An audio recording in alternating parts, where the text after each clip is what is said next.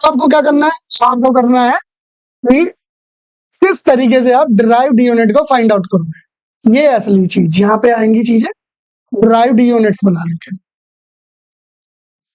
Derived units आप simple बना सकते हो किसी भी तरीके से, जैसे आपको एरिया की बनानी है या किसी चीज की मल्टीप्लाई, उसी तरीके से आपको बेसिक 7 चीजें आपको बता दी गई हैं, उन 7 चीजों के अकॉर्डिंग आप बनाते चले जाओगे। जैसे एरिया की बनानी है आपको यूनिट्स, ये हमने कल भी बताई है। तो एरिया क्या हो गया, एरिया हो गया side into side L into P. L into P का मतलब क्या हो गया, लेंथ भी मीटर में और ये भी मीटर में। आंसर यूनिट क्या आई, मीटर। एरिया के लिए मीटर स्क्वायर आ गई। इसी तरीके से अगर वॉल्यूम की बात करी जाए तो वॉल्यूम किसमें कंसीडर होगा, वॉल्यूम होता है length into breadth into height. ये किसमें हो गया, लेंथ भी आपकी किसमें आ गई, लेंथ भी आ गई मीटर में, ब्रेथ भी कितनी किसमें मीटर में, हाइट भी किसमें मीटर में, ये मीटर क्यूब हो गया। इसी तरीके से अगर हम बात कर रहे हैं वेलोसिटी, एरिया हो गया, वॉल्यूम हो गया, उसके बाद में हम आ गए वेलोसिटी पर। स्पीड कर लेते हैं, चलो आपके लिए स्पीड ले लेते हैं। ये आपको मैं वो वर्ड लिख रहा हूं जो आपको पता है पहले से ही, फिर थोड़ा मुश्किल पे चलेंगे, धीरे धीरे आइए बढ़ते चले जाते हैं। Speed, speed is equal to क्या होना चाहिए, जितनी आप डिस्टेंस, जितने टाइम में आप कवर करते हैं, डिस्टेंस अपॉन में टाइम। जितनी स्पीड जितने टाइम में आपने कवर करी वो आपकी स्पीड हो गई। अब डिस्टेंस की आपकी यूनिट क्या होती है, एल अपॉन में टाइम की क्या होती है, टी बोलते हैं इसको, एल अपॉन टी। वैसे अगर इसकी यूनिट बनानी है तो लेंथ को किस में रिप्रेजेंट करते थे, मीटर में। टाइम को किस में रिप्रेजेंट करते हैं, यूनिट की बात। ये डायमेंशन है, एल और टी डायमेंशन है। तो हम अभी डायमेंशन का भी आपको हिंट दे दिया, ये सब मैं डायमेंशन मेंशन कर रहा हूँ, ये सब डायमेंशन है। क्योंकि 3 कॉर्नर मिलने के बाद ही 3D इमेज बनाने के बाद ही वॉल्यूम निकल सकता है। 2D इमेज में ही आप एरिया निकाल सकते हो। स्पीड निकालनी है तो आपको लेंथ चाहिए ही चाहिए, टाइम चाहिए ही चाहिए। तो लेंथ और टाइम क्या है, ये डायमेंशन है। किसके लिए, स्पीड के लिए। स्पीड कैसे निकली, डिस्टेंस अपॉन में टाइम। तो ये सारी चीजें आपको पता होनी चाहिए। अब ये जब चीज आपको पता चल गई तो अब आपने एल अपॉन में टी इक्वल टू मीटर पर सेकंड ले लिया। ये आपकी क्या निकली, यही है आपकी यूनिट। हम यूनिट को ऐसे ड्राइव करते हैं, ये यूनिट निकाल रहे हैं, किसी की भी आप निकाल सकते हो, किसी की भी यूनिट आपको रटने की जरूरत नहीं है। क्यों, क्योंकि आपको फॉर्मूला पता है। 3 चीजें आपको हम बताते हैं बार बार हर सेशन में कि आपको 3 चीजें पता होनी चाहिए फिजिक्स को करने के लिए, 3 से 4 बातें। अब उन बातों को जिक्र बार बार ना करते हुए मुद्दे की बात पे, स्पीड निकल गई, डिस्टेंस निकल, अगर सिर्फ डिस्टेंस ही आप पूछेंगे और सर डिस्टेंस कैसे निकालें, तो डिस्टेंस के लिए सिंपल सिंपल सा फॉर्मूला हो गया। डिस्टेंस के लिए सिंपल सिंपल सिंपल सा फॉर्मूला हो गया। डिस्टेंस क्या होती है, सिर्फ लेंथ होती है, जहां तक आप जा रहे हैं। ये ब्रेथ भी हो सकती है, जरूरी नहीं है। ये हाइट भी हो सकती है, जरूरी कोई है कि आपकी लेंथ ही होगी, हाइट भी तो हो सकती है, वो भी तो डिस्टेंस ही हुई। तो ये सारी है क्या, ये सारी है क्या, ये सब लेंथ ही तो है। तो ये एल से ही रिप्रेजेंट होगी, डायमेंशन इसकी एल होगी। और इसकी यूनिट अगर बनानी है तो हमें सिर्फ मीटर लिख सकते हैं, क्योंकि किसी एक को ही रिप्रेजेंट किया जाएगा, सबको नहीं किया जा सकता। क्यों, क्योंकि हम 2D में नहीं है, 1D में है, हमें स्ट्रेट लाइन में जाना। तो ये डायमेंशन, हम साथ के साथ यहाँ पे डायमेंशन आपको एक्सप्लेन कर रहे हैं, आप इस पे फोकस कीजिएगा। मैंने वो पीछे का कंटेंट इसलिए फटाफट हटाया कि मुझे लगा कि ये चीजें तो आपको ऑलरेडी पता होंगी, और बस जो मुझे मेन इंपॉर्टेंट बातें बतानी थी वो मैं वहां से बता करके निकल आया। और इसलिए मुझे अपनी एनर्जी यहाँ पर डालनी है। हम आपको बार बार बोलते हैं, आप जिस चीज में फोकस करोगे, जिस चीज में अपनी एनर्जी डालोगे, वो चीज आप अट्रैक्ट कर लोगे। कोई भी चीज हो सकती है, आप जिस चीज में फोकस डालोगे वो चीज आपको अट्रैक्ट होना शुरू हो जाएगी। हम फोकस डालेंगे अगर इस चीजों को, चक्र को अच्छे से करने में, तो जो चीजें हम नहीं अट्रैक्ट कर रहे तो हमारे आसपास आ ही नहीं सकती। तो ये आपको ध्यान रखने वाली बात है। मुद्दे की बात पे आते हैं, डिस्टेंस निकल गया। डिस्टेंस में डायमेंशंस भी हम चल रही है, देखिए इस चैप्टर में करना क्या मेन मेन काम तो इसमें डायमेंशनल फॉर्मूला एरर ही है। यूनिट में बहुत कम पूछी जाती है, इसमें एरर पर जाना है हमें। और डायमेंशनल फॉर्मूले तक जाना है। दो ही मेन कंटेंट है इसके अंदर, बाकी तो सब उसका बेस है। तो हम डायमेंशन की शुरुआत कर चुके हैं यूनिट के हेल्प से। डिस्टेंस निकाल दी हमने, स्पीड निकाल दी हमने। डिस्टेंस के बाद में अब थोड़ा सा हम आगे वेलोसिटी, क्या वेलोसिटी के लिए कुछ चेंज होगा, वेलोसिटी के लिए कुछ चेंज होगा वो भी देख लेते हैं। तो वो देखा हमने वेलोसिटी।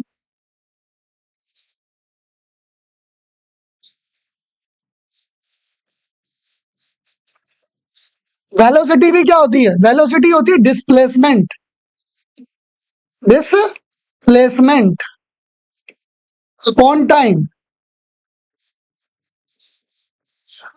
डिस्प्लेसमेंट को किससे रिप्रेजेंट करेंगे, एल से। टाइम को किससे करेंगे, टी से। तो इसकी यूनिट भी अगर यही सेम है तो इसको मीटर पर सेकंड, इसको भी यही लिखेंगे। क्या फर्क हुआ यहाँ पे वेलोसिटी में और स्पीड में, क्या फर्क है, डिस्प्लेसमेंट का फर्क है। डिस्प्लेसमेंट होता है चेंज इन पोजीशन और डिस्टेंस होता है straight way. This you are moving one place to another. तो डिस्प्लेसमेंट होता है आप किसी पोजीशन पर जा भी सकते हो और वहां से वापस आ भी सकते हो, तो आपका डिस्प्लेसमेंट जीरो हो सकता है, बट आपकी डिस्टेंस जीरो नहीं हो सकती, वो ऐड हो जाती है। इसलिए डिस्प्लेसमेंट और डिस्टेंस में सिर्फ डायरेक्शन का फर्क देखा गया है, और ये फर्क इसको, डिस्टेंस को यहाँ पे स्केलर बना देता है, कोई डायरेक्शन नहीं होती इसमें। और डिस्प्लेसमेंट को, इस डिस्प्लेसमेंट को यहाँ पे हम डिस्प्लेसमेंट भी लिख देते हैं आपके लिए, थ्री यूनिट लिख देते हैं साथ के साथ। आप क्योंकि अभी सीख ही रहे हैं, पहली ही क्लास है आपकी, तो यहाँ पे आपको पता होना चाहिए डिस्प्लेसमेंट भी लेंथ ही होती है, एल बी और एच। इसका भी मतलब एल से ही रिप्रेजेंट होगा और ये मीटर ही होती है। बस फर्क क्या है डिस्टेंस में और इसमें, ये वेक्टर क्वांटिटी है, ये स्केलर है।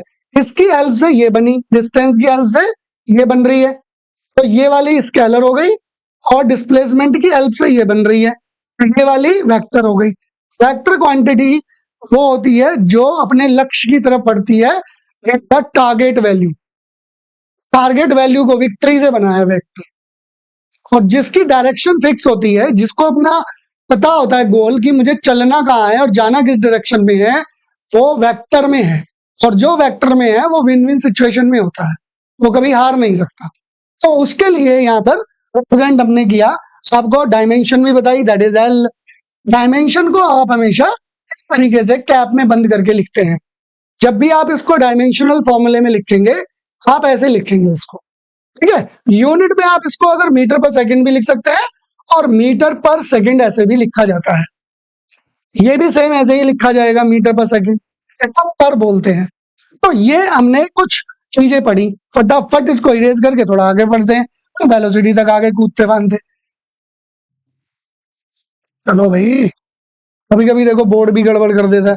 हम यहाँ पर इरेजर यूज कर रहे हैं, बट ये हैंग हो चुके हैं, अब ये जो है चल ही नहीं रहे हैं। अब देखो चल पड़े। तो ये चीजें क्या है, ये एक पार्ट ऑफ द लाइफ है। आपका फोकस पर नहीं होना चाहिए कि ये जो है अगर ये परेशानी आ गई अब क्या करूं, अब तो छोड़ छाड़ के बैठ ही जाऊं। वो आपको डिस्ट्रैक्ट करने ही आई है ताकि आप अपने गोल से भटक जाओ। बट अगर आप वेक्टर में हो तो आप अपने गोल से भटक ही नहीं सकते। अब आते हैं मुद्दे की बात पे। हमने क्या कर लिया, स्पीड वेलोसिटी कर ली, थोड़ा सा आगे बढ़ते हैं, एक्सेलरेशन आ जाता है। एक्सेलरेशन ये दो पॉइंटों पर हो सकता है, एक एक्सेलरेट करना, आगे की तरफ बढ़ते रहना, एक होता है रिटार्डेशन, रिटार्ड कर देना, रिटार्डेशन। रिटार्ड मतलब होता है back foot of the acceleration, opposite direction of the acceleration. Acceleration क्या हो सकता है, किसी भी चीज को आप आगे लेकर के जा रहे हैं, उसके ऊपर जो फोर्स लगता है, एक्सेलरेशन को रिप्रेजेंट ऐसे करते हैं। और ये क्या होता है, चेंज इन वेलोसिटी। जब वेलोसिटी में चेंज आता है और जितने टाइम में आता है वो एक्सेलरेशन होता है। एक्सेलरेट, एक्सेलरेट मतलब गाड़ी का पंजा दबा भाई, कान खींच, हमारे यहाँ ऐसे बोलते हैं ना, कान खींच या गाड़ी का पंजा दबा का मतलब क्या है, आप चेंज इन वेलोसिटी, आप 40 पे चल रहे हो तो आपको अब 80 जाना है, 80 पे चल रहे हो 100 पे जाना है, 100 पे चल रहे हो तो आपको 120 पे जाना है। अचानक से कोई आ गया तो अब आपको ब्रेक लगाने, ब्रेक की भी सेम पोजीशन होती है, रिटार्डेशन, ऑपोजिट फोर्स होता है, टॉर्क अप्लाई होता है तुरंत, तो वो रिटार्ड करेगा। Change in velocity, change in velocity दो वेलोसिटी होंगी। वेलोसिटी का फॉर्मूला अभी पढ़ करके आए थे, क्या पढ़ करके आए थे बताइए, कुछ याद है? लिखूं? चलो पता है तो फिर, नहीं बता तो चलो मैं लिख देता हूँ भाई, भी लिख करके आया हूँ। वेलोसिटी इज इक्वल टू क्या होता है, डिस्प्लेसमेंट अपॉन में टाइम, यानी के लेंथ अपॉन में टी, यानी के मीटर पर सेकंड। अब एक्सेलरेशन की यूनिट निकालनी है, चेंज इन वेलोसिटी, यानी कि ये पूरा का पूरा फॉर्मूला आएगा क्या, यानी कि ये मीटर पर सेकंड आएगा वेलोसिटी के लिए, divided by time, time second में था। तो अब एक्सेलरेशन या रिटार्डेशन का टोटल यूनिट क्या बना, बना मीटर, एक सेकंड ये है और ये की पावर 1 है, नीचे है ऊपर चली जाती है, एक्सपोनेंट यूज हो रहा है। कौन सा प्रॉपर्टी लग रही है, ए की power m divided by a की power n is equal to a की पावर एम माइनस एन। ये -1 में पहले से ही थी और ये वाला माइनस लगा इस अपॉन का, और ये वाली भी क्योंकि नीचे है 1 है तो 1 हो गई, तो इसलिए 1 और 1 दोनों माइनस की है, माइनस की वैल्यू बढ़ गई, कितनी बढ़ गई, ये निकाल दी हमने एक्सेलरेशन की यूनिट। आपको दो चार ऐसी समझाई जाएंगी, फिर आपको खुद प्रैक्टिस करनी है। बड़ी बड़ी वैल्यूज आपको दे रखी है, 50-90 के करीब दे रखी है, उनको आपको ऐसे ही समझना है, रट्टा नहीं मारना है। जो आपको लग रहा हो कि ये तो हमसे रट रही, कांस्टेंट वैल्यू है उनको तो आप हटा ही दो, और तो आपको बस कुछ करना ही नहीं है। कुछ तो डायमेंशन लेस होंगी, भैया हम डायमेंशन पे आएंगे, अभी तो हम यूनिटी बनवा रहे हैं आपसे। अब मुद्दे की बात पे आते हैं, अगर हम यहीं से ही एनर्जी को शिफ्ट कर रहे हैं, अब इसी चीज का हमें डायमेंशनल फॉर्मूला बनाना हो, डायमेंशनल फॉर्मूला तो कैसे बनेगा? सबसे पहले डायमेंशन फॉर्मूले को समझ लेते हैं। यूनिट ऐसी चलती रहेंगी, सबकी यूनिट भी चलेंगी और अब डायमेंशन भी चलेगा, तो एक पैरेलल कॉम्बिनेशन हो गया। अब आप रिलेट कर पाओगे कि यूनिट से डायमेंशनल फॉर्मूला बनता है या डायमेंशनल फॉर्मूले से यूनिट बनती है। असली यही चीज मुझे सिखानी थी आपको, कि आपको कुछ रट्टा नहीं मारना। आप राजन सर की क्लास में हो, रटना तो पड़ेगा ही नहीं, आपको बस समझना है, फोकस होके देखना है क्या समझाने की कोशिश कर रहा है बंदा, ये चाहता क्या है हमसे, बस इतना सा फोकस करो। अब आता है मुद्दे की बात पे। सबसे पहले डायमेंशन को समझ लेते हैं। डायमेंशन हमारी मेन 3 यूनिट पर काम करेगी। पहले नंबर पे जो एम है, जिसको क्या कहते हैं, मास। फिर दूसरे नंबर पे एल, लेंथ पर, और तीसरे नंबर पे टी पर। एम एल टी पर डिपेंड होती है हमारी कोई भी डायमेंशन, या तो वजन होगा, या तो लेंथ होगा, या तो टेम्परेचर होगा। हमें सारे फॉर्मूलों को, जितने भी फिजिक्स में फॉर्मूले बन सकते हैं या बनेंगे, हमारी जैसे कि बुक है उसमें जितने भी फॉर्मूले हैं फिजिक्स के, ओनली फिजिक्स के, वो फॉर्मूले सारे के सारे कन्वर्ट होंगे डायमेंशंस फॉर्मूला में, और वो dimensional formula M L T की फॉर्म होती है। बस इसे ज्ञान याद रखना है, ज्यादा भटकोगे टीचर आपको इतना डरा देंगे कि बस आप समझोगे कि भैया हमसे तो ना हो पाएगा। तो आपको किसी की नहीं सुननी, सिर्फ इतनी जरूर सुन लेनी है कि जब आप डायमेंशनल फॉर्मूला करोगे तो 3 पैरामीटर को ध्यान रखना है। ये bone marrow of the dimensional formula है, बैकबोन नहीं है, बोन मैरो है। अब अगर हमें इस 2-3 टाइप से क्वेश्चन आएंगे इसके भी डायमेंशनल के, पहले तो फॉर्मूला ही बनाना आएगा। आपको कोई भी वर्ड लिख दे, कहेगा फोर्स, कहेगा ग्रेविटेशनल कांस्टेंट, कहेगा क्यूरी कांस्टेंट, कहेगा कोई और ग्रेविटेशनल या कोई भी और मैग्नेटिक फोर्स, कुछ भी कह सकता है। अनलिमिटेड फॉर्मूले हैं, उनमें से कोई भी अगर एक फॉर्मूला आपसे कहा कि इसकी डायमेंशनल फॉर्मूला लिखो, पहला तो काम यही हो गया। दूसरा आएगा कि इस डायमेंशनल फॉर्मूले को कन्वर्ट करो किसी दूसरे डायमेंशनल फॉर्मूले में। फोर्स से वर्क डन बनाओ, एफ इजिकल टू होता है एम इंटू ए, और वर्क डन होता है एफ इंटू टी, यानी कि फोर्स उसके अंदर पूरा का पूरा फिट होने वाला है। तो आप फोर्स से कैसे कन्वर्ट करोगे, इसको कन्वर्जन कहते हैं, उसका अलग से एक फॉर्मेट है सेकंड नंबर पे। और लास्ट में इसी के अंदर आता है थर्ड नंबर पे कि आपको एक गलत फॉर्मूला दे देगा और आपसे कहेगा कि अब आप इसको करेक्ट करके दो डायमेंशनल फॉर्मूले को। बस ये 3 टाइप की चीजें और तीनों एक दूसरे से लिंक हैं, कोई रॉकेट साइंस नहीं है, बिल्कुल इजी है। ऐसे समझो कि चुटकी में समझ जाओगे आप। अगर आपका फोकस यहाँ है, लेजर फोकस रखना है अपना। फोकस और लेजर फोकस में बहुत बड़ा फर्क होता है। जो लेजर फोकस से पढ़ता है वो सब कुछ सीख रहा होता है, और जो सिर्फ फोकस से पढ़ रहा होता है वो कुछ सीख रहा होता है। समझ में आ गई? सब कुछ और कुछ, बस इतना सा ही फर्क है। तो मेंटेन योर फोकस। तो अब मुद्दे की बात पे आते हैं, एमएलटी। जैसे ही हम एमएलटी पे आते हैं तो इनकी अपनी अपनी एक पावर होती है, आप देख ही रहे होंगे। यहाँ पे इसकी अपनी पावर है, यहाँ पे इसकी अपनी पावर है। जिसके ऊपर कोई पावर नहीं होती वो 1 पावर से कंसीडर होता है, और अगर कोई यूनिट है, किसी की वैल्यू यूनिट है, तो हम उसकी पावर क्या लिख देते हैं? 0। मान लो यहाँ पर सिर्फ टाइम में देख लेते हैं, टाइम में ओनली सेकंड आया ये, क्या यहाँ पर एम एल और टी की यूनिट नहीं है? बिल्कुल है। एम की यूनिट मीटर है, मीटर भी है इसमें। यहाँ पे मास है वैसे, यहाँ पे लेंथ और यहाँ पे टाइम है। मीटर की बात कर रहे हैं, ये लेंथ की बात कर रहे हैं, इसमें लेंथ नहीं है, इसमें टाइम है सिर्फ। तो क्या मीटर नहीं है? एम की पावर 0 है, कौन कह रहा है नहीं है? फिर क्या इसमें लेंथ हो गई? क्या इसमें ये है केजी मास? तो है, बिल्कुल है। कोई भी यूनिट डायमेंशनल से आप बना रहे हैं, बेसिकली वो इन फॉर्मेट पर बन रही है, एम नॉट, के जी नॉट और एस। अब क्योंकि जिसकी वैल्यू 0 थी, क्योंकि वो क्या है? डायमेंशन लेस है, यहाँ पर वो दिख नहीं रहे, उनकी डायमेंशन दिख नहीं रही, मौजूद हैं उनकी डायमेंशन दिख नहीं रही है, तो डायमेंशनल लेस हो गए। जब दिखेगी नहीं तो लिखेंगे कैसे?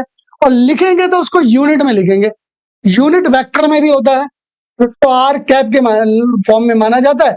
और हमें बताया गया कि पहले direction divided by normal form, तो ये यूनिट है, इसकी वैल्यू 1 के बराबर होती है, ये 1 काउंट होता है, जहां ये लग गया 1 है वहां पर। ऐसे ही ये यूनिट है, आपको ये चीज समझनी है बस।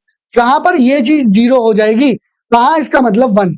अगर मान लो कहीं पर लिखा हुआ है ओनली केजी, तो इसका मतलब ये कोई है कि ये केजी है, ये एम नॉट भी है और ये टी नॉट भी है भैया।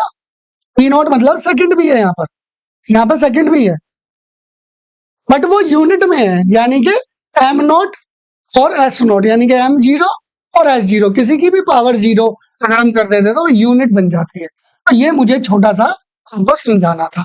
जैसे ही आपने समझ लिया तो अब हम आ गए डायमेंशनल फॉर्मूले पे। यूनिट से चलते चलते कहां तक आ गए? डायमेंशनल फॉर्मूले पर आ गए। अब हम इनका डायमेंशनल फॉर्मूला भी करते चलेंगे, जो भी आगे करने वाले हैं उनका डायमेंशनल फॉर्मूला भी करते चलेंगे। तो अब हम यूनिट और डायमेंशन का एक पैकेट बना देते हैं, उन्हीं से ही हम निकालते चले जाएंगे। अब डायमेंशन में हमने निकाली क्या? Change in velocity. फिर हमने क्या निकाला? एक्सेलरेशन। एक्सेलरेशन से थोड़ा सा आगे बढ़े तो अब हमने निकाला फोर्स। क्या निकाला जी? एक्सेलरेशन से आगे बढ़ गए तो फोर्स आ गया। अब फोर्स कैसे निकालें? फोर्स निकालने के लिए हमारे पास तरीका होता है कि फोर्स इक्वल टू क्या होता है? Mass into acceleration. देखिए लिंक होते जाएंगे सारे फॉर्मूले, यही फिजिक्स की क्वालिटी है।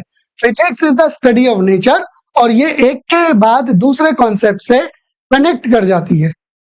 और वो कनेक्शन जिस बच्चे को पता चल गया कि अरे ये तो कुछ है ही नहीं, ये तो पुरानी चीज है, वो बच्चा अपने आप में एक अलग ही चीज लेकर के निकलता है। उसको पता चल जाता है कि कुछ नया तो मैं पढ़ ही नहीं रहा, कनेक्ट ही चल रहा है सब कुछ, उसके लिए सब स्मूथ हो जाता है।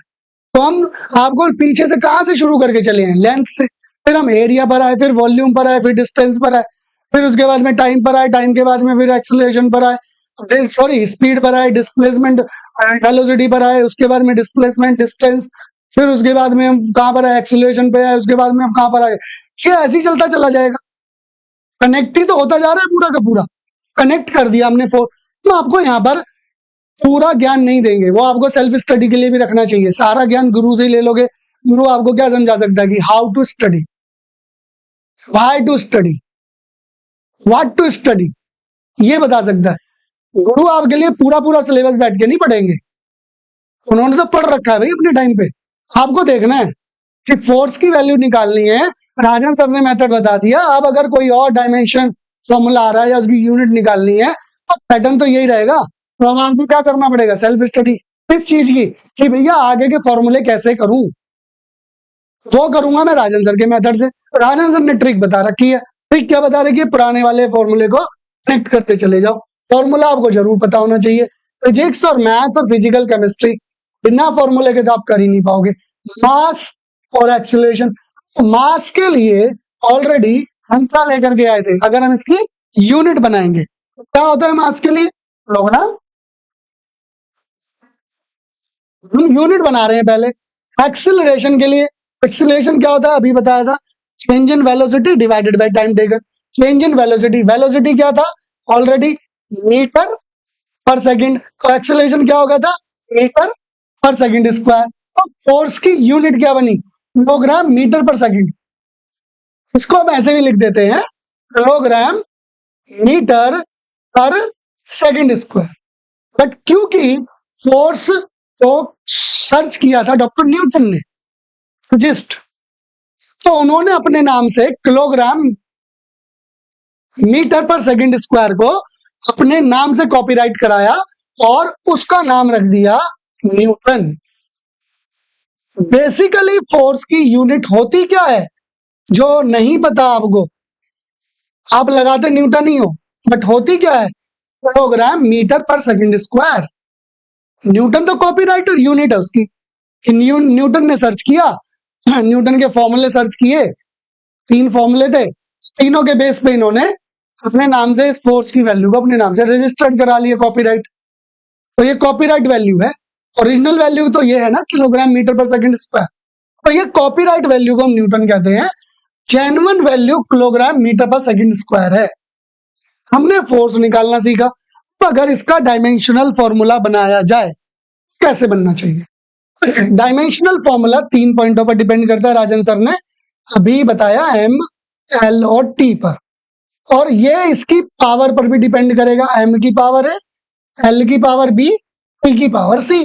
जैसा कि आप यहाँ पे भी देख रहे हैं, यहाँ पे ये एम की पावर हो गई, ये एल की पावर, ये एम की पावर हो गई 1 है, यहाँ पे 1 है ना, यहाँ पे भी 1 है, यहाँ पे 2 है, यहाँ पे आप देख लो किलोग्राम, तो ये हो गई 1, ये हो गई 1, ये हो गई, तो ये क्या है, ये हो गई एम की पावर, सीधा मास है ए, ये क्या हो गई एल की पावर, लेंथ है डी, ये हो गई टी की पावर सी।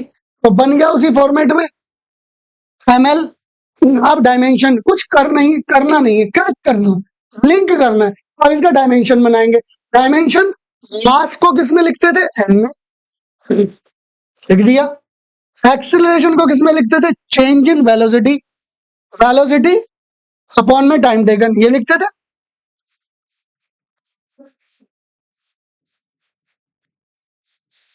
अब वेलोसिटी को किस में लिखते थे, वेलोसिटी होती थी डिस्प्लेसमेंट अपॉन में टाइम। बस देख रहे हो आप, फॉर्मूला निकलता जा रहा है, डिस्प्लेसमेंट अपॉन टाइम, सिर्फ वेलोसिटी का फॉर्मूला है ये वाला। फिर ये टाइम कहाँ जाएगा, ये टाइम इसके नीचे आ जाएगा, क्योंकि ये नीचे है दोनों डिनोमिनेटर में, एक ये टाइम और एक ये इसका फॉर्मूले का, दोनों कितने हो गए, टाइम का स्क्वायर हो गया, यानी कि ये भी इसके साथ लग गया। यानी कि वेलोसिटी का मेन फॉर्मूला क्या बोला, डिस्प्लेसमेंट अपॉन में टाइम का स्क्वायर। अब डिस्प्लेसमेंट को किससे रिप्रेजेंट करते थे, लेंथ से। टाइम को किससे रिप्रेजेंट करते थे, टी। डायमेंशन में, नॉट यूनिट में, यूनिट में सेकंड में करते हैं, डायमेंशन में टी से करते थे, एल एम एन, और जो आपको बताई थी L M M T T, उसके बाद में क्या बता रखी थी, ई एल ए। तो वहां से जो हमने 7 फंडामेंटल यूनिट बताई है, जाके चेक करना, वहां से हमने लिख दिया। टाइम 2 बार आ रखा है तो 2 बार लिख दिया।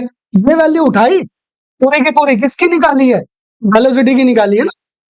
तो वेलोसिटी की वैल्यू ये वाली उठाई, डायमेंशनल फॉर्मूला, और यहाँ पर यहाँ पे लेके फिट कर दिया इसको, तो ये एम हो गया। और ये वाली वैल्यू क्या हो गई, ये वाली वैल्यू हमारे पास एक्सीलरेशन की आई, ये वेलोसिटी की निकाली हमने, डिस्प्लेसमेंट अपॉन टाइम, वेलोसिटी। और ये पूरी की पूरी हमारे पास निकल के आ गई एल टी स्क्वायर एक्सीलरेशन की। ये वेलोसिटी की थी, टाइम और लग गया क्योंकि एक्सेलरेशन है वेलोसिटी अपॉन टाइम, यहाँ पर ये वैल्यू उठाई एक्सेलरेशन की m इंटू ए की उसकी वैल्यू एल अपॉन में टी स्क्वायर। ठीक है, अब इसको सिंप्लीफाई कर लेंगे बस, ये m है ही हमारे पास, ये वाला, ठीक है, l है, अब ये t नीचे है तो t की पावर कितनी हो गई, नीचे से ऊपर ले आएंगे, प्रॉपर्टी लगेगी a की पावर 1 अपॉन a की power m is equal to a की पावर माइनस m, ये वाली प्रॉपर्टी लग गई, ये माइनस प्लस की 2 है तो ऊपर जाकर के माइनस की 2 बन गई, इसको हमने बॉक्स में बंद कर दिया, ये हमारा इसका फोर्स का डायमेंशनल फॉर्मूला हमारे सामने आ गया। बताइए कोई भी ऐसी बात जो आपको समझ में ना आई हो, पीछे की चीजों को लिंक करते चले गए, आगे के रिजल्ट्स निकलते चले गए। क्लियर है? अब आते हैं मुद्दे की बात पे, चैट ऑफ करनी पड़ी है तब जाकर के आपको हम बिल्कुल पढ़ा पा रहे हैं फोकस होके। चैट अब वो खोलेंगे, उसमें बच्चों के डाउट आएंगे कि सर ये तो आपने बताया नहीं, तो वो सारी चीजें देखनी होती है फिर। चलो अब हम आते हैं अगली बात पे, फोर्स निकाल दिया, फोर्स से आगे क्या होगा, थोड़ा काम करेंगे, वर्क डन हो जाता है कभी कभी, तो फोर्स से आगे क्या निकाला, वर्क डन। अब वर्क डन क्या हो सकता है, वर्क डन होता है फोर्स जितना आप लगा रहे हैं और जितनी डिस्टेंस पर लगा रहे हैं, डिस्प्लेसमेंट, यानी कि कितने काम से कितना डिस्प्लेसमेंट हुआ, वो आपका क्या कहलाएगा, वर्क डन कहलाता है, force into displacement. W is equal to F into D के नाम से फेमस है ये। फिर एफ किसके नाम से फेमस है, F is equal to famous है, यहां पर हम लिख देते हैं एफ इक्वल टू फेमस है एम इंटू ए से।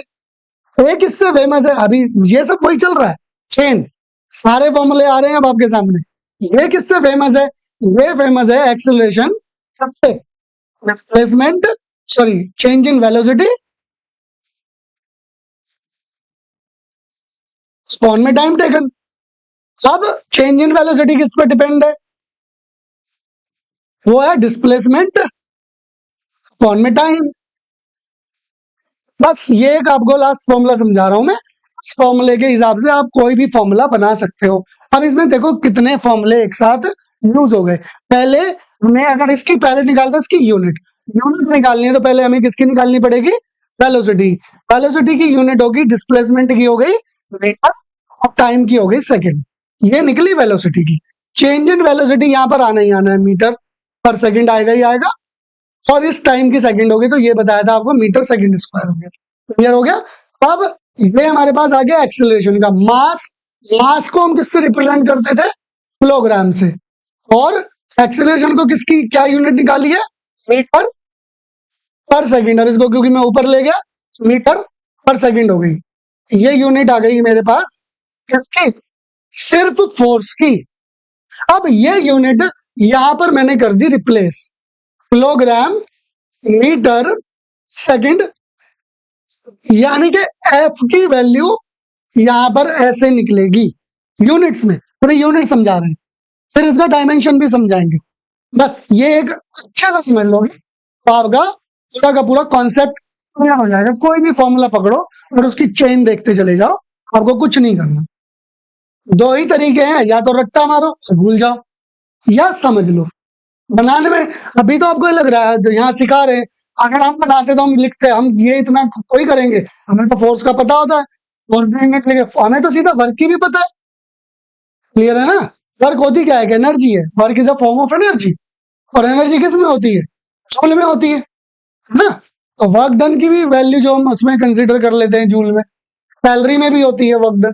अब यहाँ पर आ गया, अब एनर्जी की फॉर्म है बेसिकली, वर्क जो है कि एनर्जी की फॉर्म होती है, कैलोरी में आप इसको कंसीडर करते हैं, जूल में इसको कंसीडर करते हैं, कन्वर्जन भी आते हैं इसके।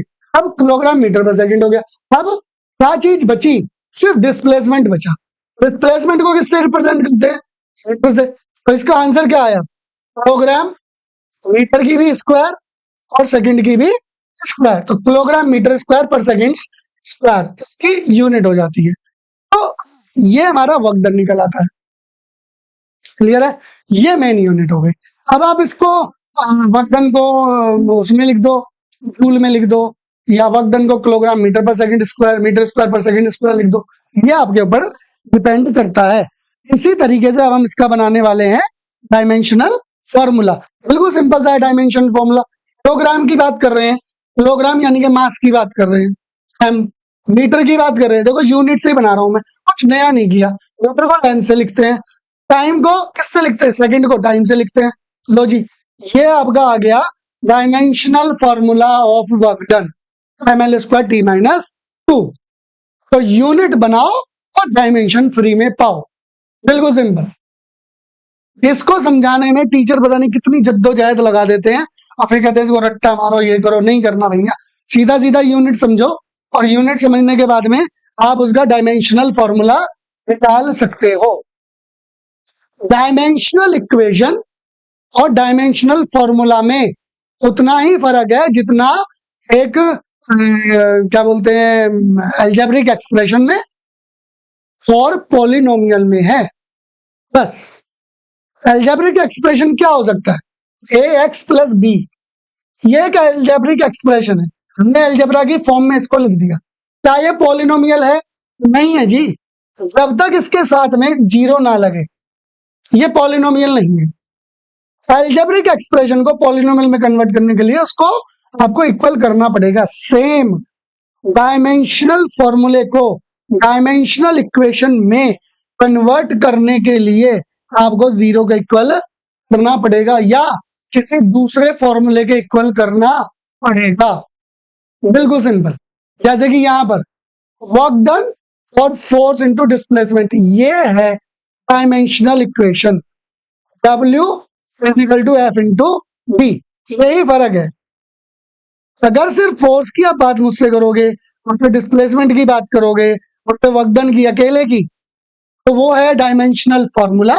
और अगर आप इक्वलिटी में मुझसे बात करोगे वो है डायमेंशनल इक्वेशन। डायमेंशनल इक्वेशंस के क्वेश्चन आपको इस तरीके से ही आते हैं कि आप किस वैल्यू को कहां पे कन्वर्ट करोगे और उसको कन्वर्ट करना होता है। तो कन्वर्जन आपका यहाँ पर आपको सिखाया जाएगा अगली क्लास में। आज का सेशन यहीं पे वाइंड अप करते हैं। Thank you so